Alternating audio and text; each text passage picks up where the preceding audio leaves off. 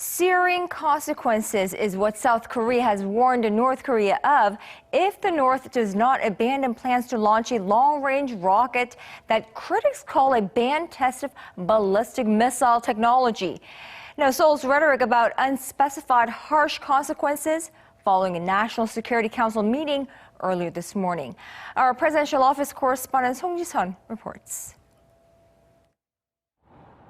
North Korea has notified the UN bodies responsible for maritime affairs and telecommunications that it will launch a satellite called Kwangmyongsong sometime between February 8th and the 25th.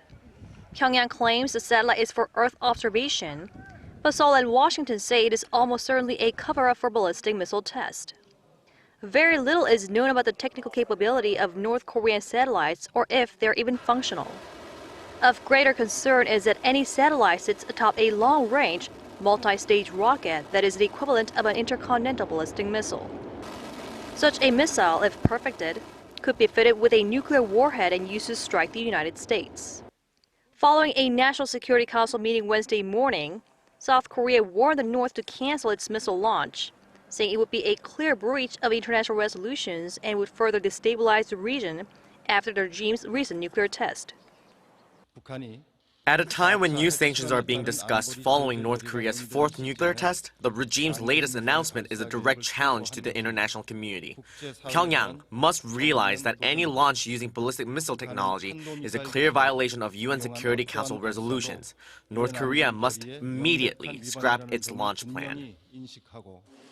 South Korean officials say if North Korea pushes ahead regardless, the launch will pose a serious threat to peace on the Korean peninsula, in Northeast Asia and the world.